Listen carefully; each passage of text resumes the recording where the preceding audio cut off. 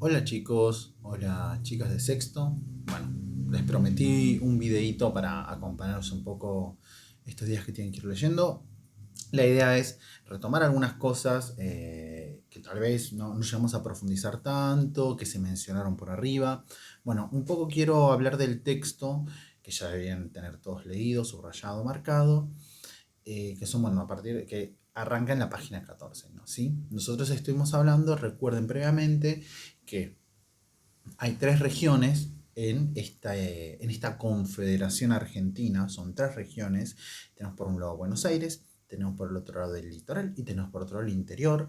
Recuerden que hay que son regiones que tienen intereses económicos, algunos similares, otros no tanto. Por ejemplo, Buenos Aires y el litoral, actividades económicas muy similares. El interior no, más orientado a las artesanías, pero había algo puntual que tenía una región, que es Buenos Aires, que la beneficia mucho, y es el puerto, ¿sí?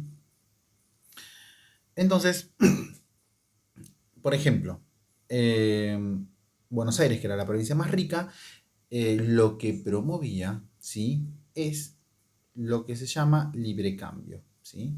Es decir, que libremente entren y salgan productos.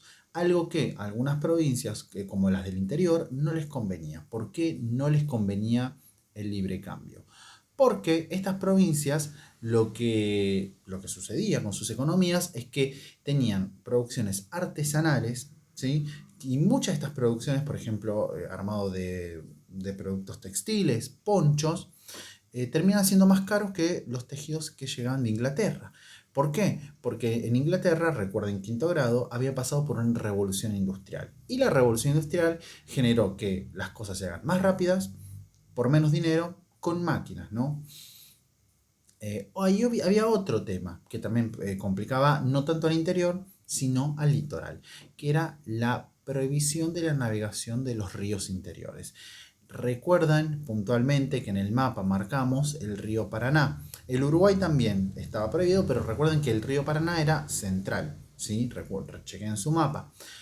¿Qué generaba que se prohíban los ríos interiores?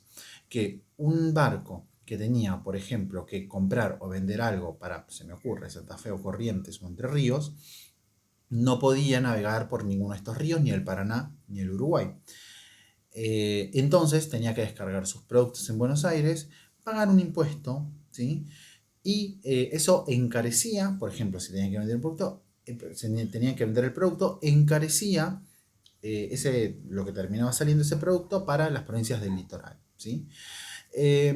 En un principio el litoral, recuerden que charlamos que en un principio el litoral apoyó a Buenos Aires, ¿sí? Bueno, pero ¿por qué lo apoyó?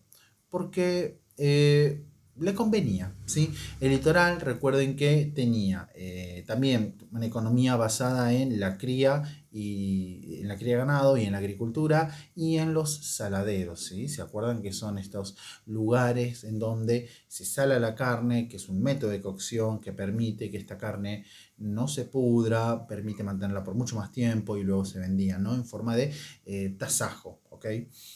Entonces el litoral necesitaba de alguna manera de este puerto para medianamente mantener su prosperidad económica. Y en todo este contexto, el sujeto importante de este periodo es este señor Juan Manuel de Rosas. Bueno, Juan Manuel de Rosas era un estanciero, sí, pero no solamente era un estanciero, sino que fue el gobernador de Buenos Aires por 20 años aproximadamente, ¿sí? Ya que bueno, tenía el apoyo bastante importante de los sectores terratenientes, que son los estancieros. ¿Por qué? Porque bueno, Rosas, en su visión, según él, que era federal, según él, en su visión, todos los recursos que se generaban en Buenos Aires eran, digamos, para la provincia de Buenos Aires. Eso hacía que la cercanía del puerto, no, tener el puerto, más la producción económica de tasajos y también la agricultura, generó que los estancieros sigan siendo el sector más rico y se beneficien de esta política de Rosas, ¿sí? Al mismo tiempo, Rosas recuerda que también tenía el apoyo de sectores más pobres, sectores que nosotros diríamos populares, ¿sí? Que eran los sectores más bajos a los que prestaban un apoyo bastante importante a Rosas a partir de la entrega de materia prima o simplemente digo, con digamos, una política de fomentar el apoyo de estos sectores a Rosas. Ahora vamos a charlar un poquito a eso. Bueno, Rosas gobernó mucho tiempo con un apoyo muy grande de la gente, ¿sí? Este parrafito me encanta, ¿sí? Acostumbrado a dirigir sus peones, Rosas administraba la provincia como una estancia. No aceptó ninguna oposición. Los unitarios fueron perseguidos y tratados de traidores y salvajes. Su lema era Federación o muerte. Sus partidarios gritaban Viva la Santa Federación, mueran los salvajes unitarios. Este sector popular, ¿sí? A ver, ¿quiénes eran en general sus partidarios y los que seguían? Bueno, eran los sectores más pobres en general, ¿no? Los más pobres que viven en la ciudad, acá está un poquito más explicado, ¿no? Trabajadores de campo, peones, artesanos, sirvientes, todas estas personas apoyaban a Rosas a partir, digamos, de la entrega en general de mercadería y digamos que Rosas de alguna forma les aseguraba y les mantenía una parte de lo que nosotros diríamos de la vida, ¿no? Le aseguraba que sobrevivan. Piensen que es una sociedad en la cual había muchas desigualdades. Había muchos sectores que realmente vivían en muy complicados, en una situación muy fea, eran muy pobres, mientras había otro sector que era el de los estancieros, que eran sector rico, el sector privilegiado. ¿Ok?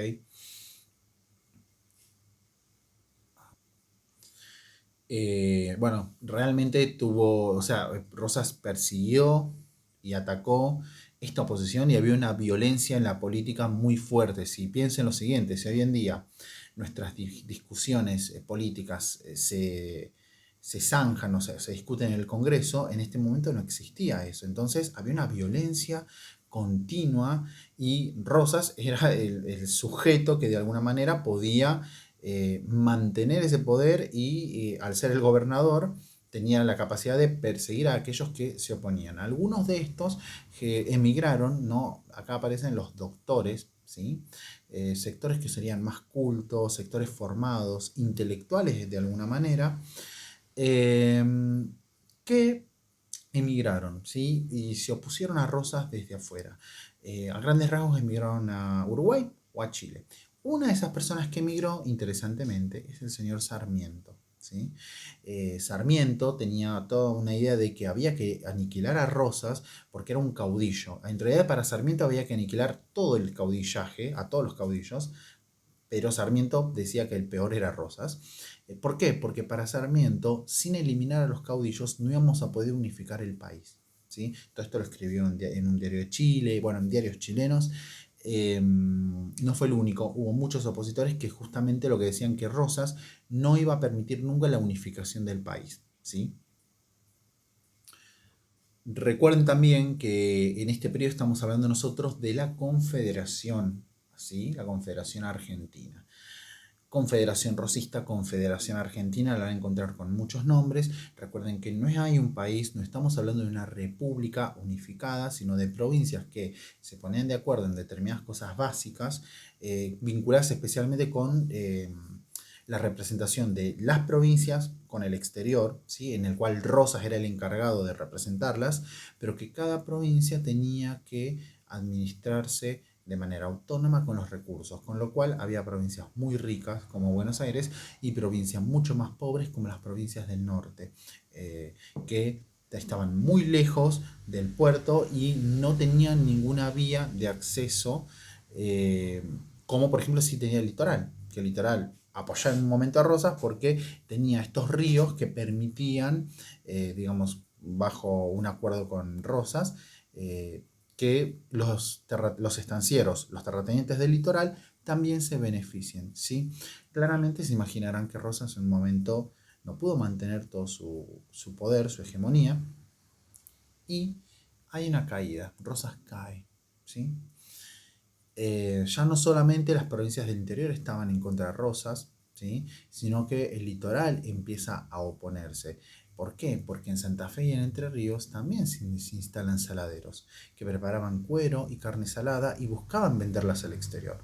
Claramente la política de Rosas era que no podía pasar ningún barco y salir ningún barco sin pagar un impuesto a la aduana.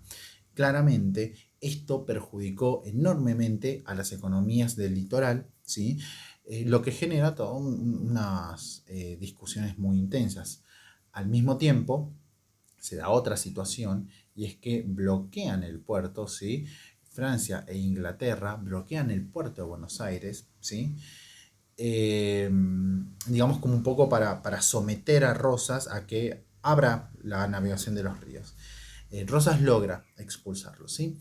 Lo que no logra Rosas es parar, es parar la unificación de todas las provincias del ejército del litoral y del interior que terminan venciéndolo, ¿sí? En una batalla, en la batalla de Caseros, Rosas es derrotado y el caudillo que lo derrota a Rosas es Urquiza, que es un caudillo, acá, es el caudillo de Entre Ríos, ¿sí?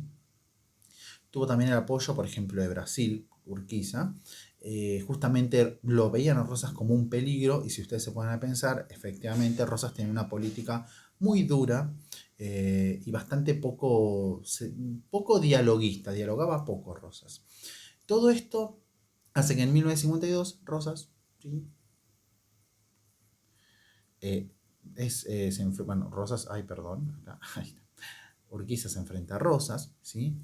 Y es derrotado en la batalla de Caseros, con lo que termina todo este periodo de la Confederación Argentina y empiezan a pensar en la posibilidad de unificar el país con una constitución en la cual se establezca la necesidad de, por ejemplo, un líder para todos, ¿sí? Un presidente.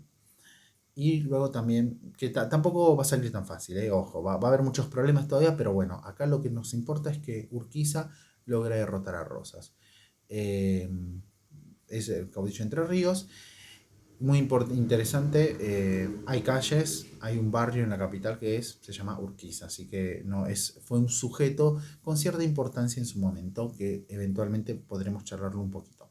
Yo los voy a dejar ahora, ¿sí? Lean, vayan estudiando, miren el video, abúrranse tranquilos, eh, disfruten un poco el finde, pero por favor lean un poquito. Tenemos la prueba que es súper sencilla para el martes, pero es un entrenamiento para nuestras futuras pruebas de sociales y de naturales, pero en especial de sociales. Así que les pido, por favor, estudien. Les dejo un saludo enorme, tengan un buen finde, descansen, disfruten y nos vemos el lunes y el martes. Chao chicos y chicas. Voy a cortar el video. Bye.